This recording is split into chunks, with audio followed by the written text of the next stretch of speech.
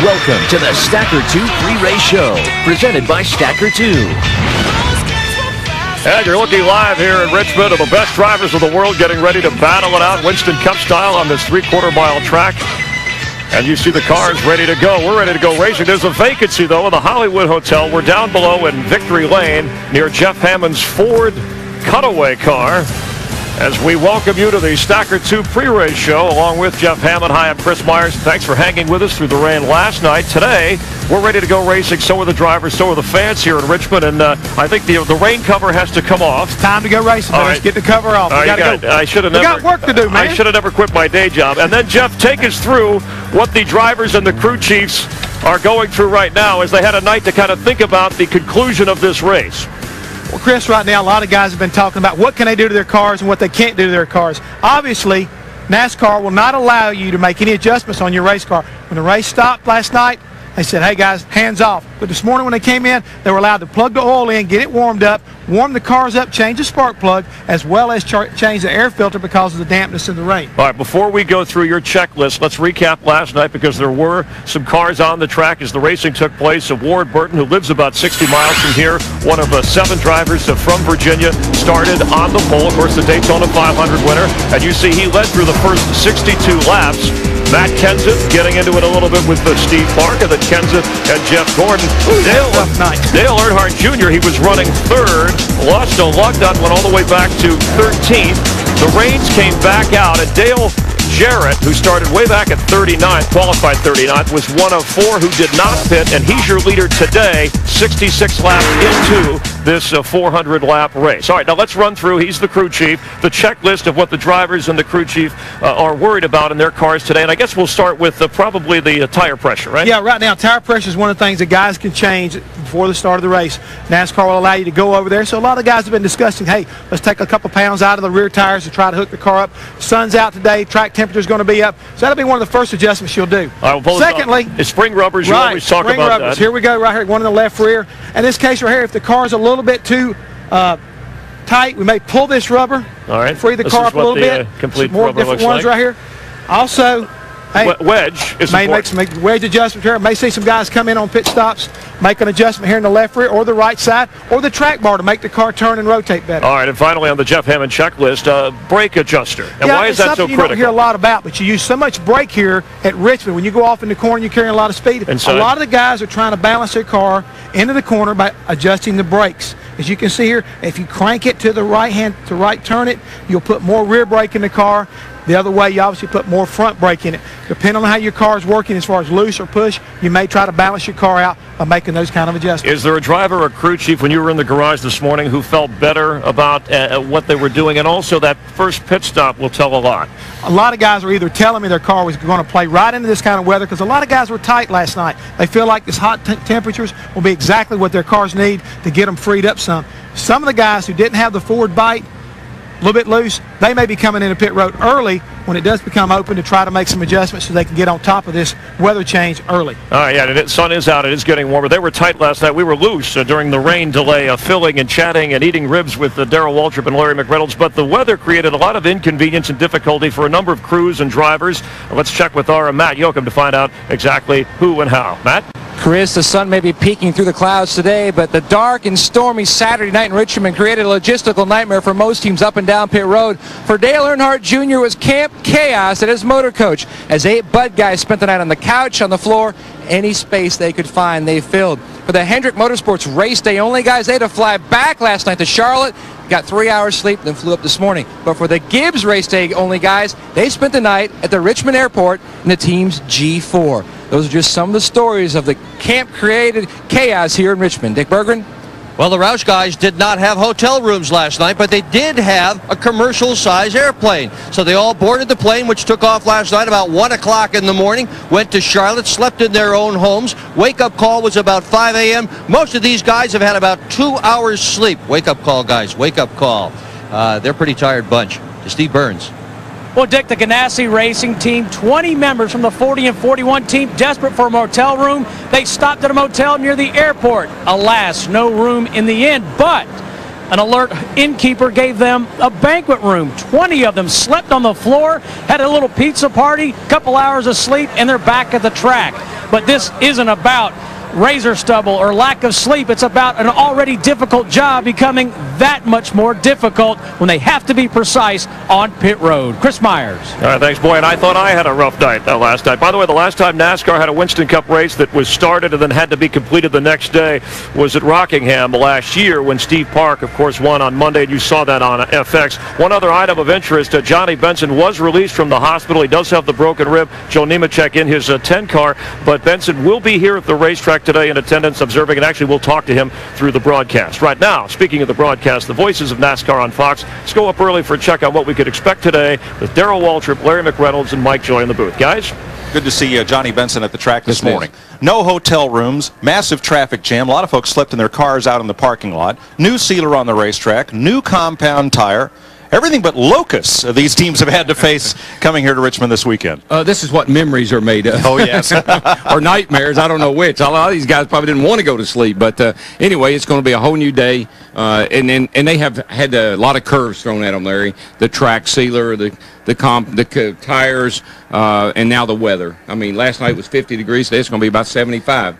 That ought to drive you. Got to be enough to keep you up all night. Well, and we talked to a lot of the teams over the last couple of days. Probably about a dozen teams came up here and tested over the last month. And when most of them tested, it was record highs in the 90s. So you almost threw those records away. But it's one of those deals where if my car was good last night, you hated to see the rains come. If I was one of those cars that was struggling and based it mainly on maybe cold temperatures, it's like, all right, track's going to be a little warmer today. Maybe it will come to our race car. Good news, bad news. Yes, sir. Three fellows I want to watch very carefully once we get going. Ward Burton and Jeff Green, who were really good until the rains came last night. And Ricky Craven. Remember last night he told us he was good, he went to the front, and then he was bad, and he went to the back, and Dick Bergen asked, how could that be? And Craven said, we have no idea. Yeah. So we'll see how he fares. Yeah, well, the guys can come in the pits here, you know, if they like. I kind of like where Dale Jarrett is. Last night when he stayed out, the reason I wanted to stay out last night, Larry, is because I wanted to be leading this race all night long. 16 hours you'd be leading. Been up there, and all they talk about, they don't talk about how I got there, they just talk about I've been leading all night. All right. Chris Myers. All right, thanks, guys. And you see, we're counting down to the green flag. If you were with us last night, thanks for hanging in there through the rain. And if you're joining us today, get ready to go racing on FX, live in Richmond. We'll be right back.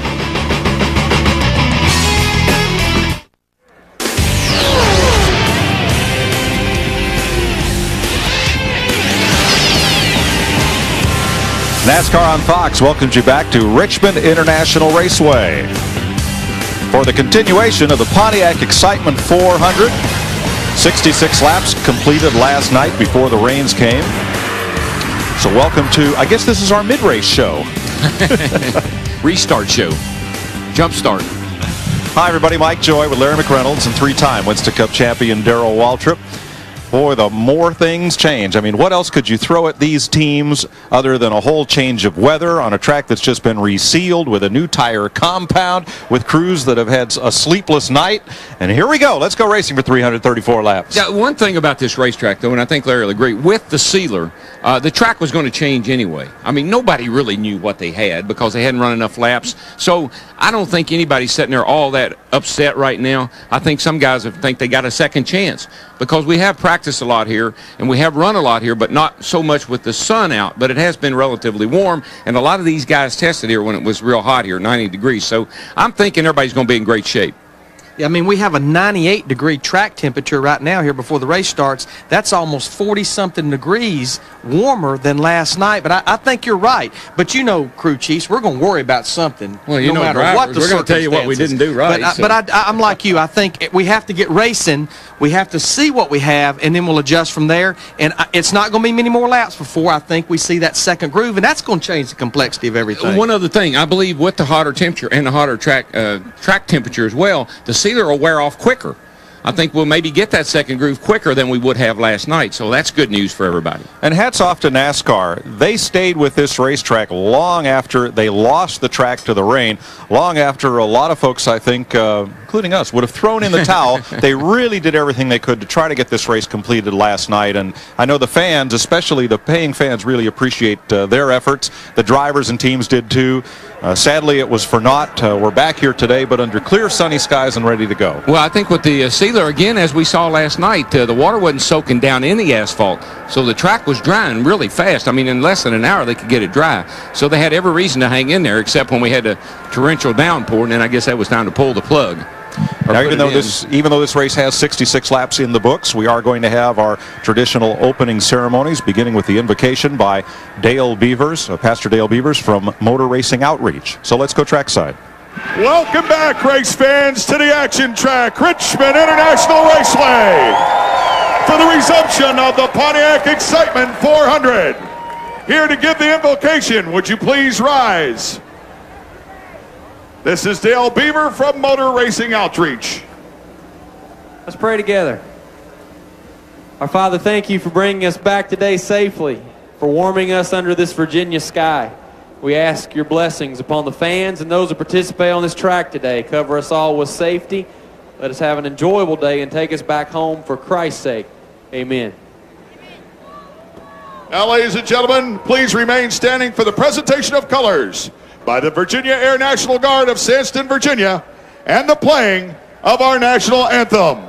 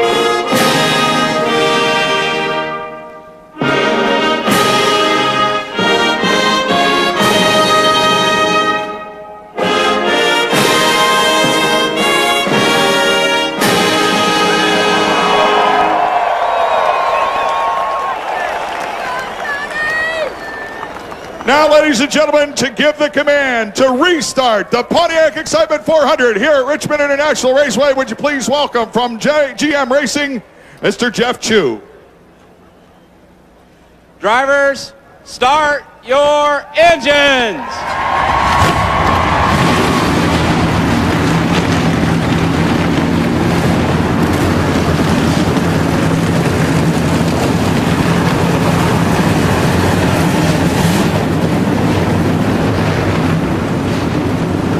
66 laps complete. 4 drivers who did not pit out front.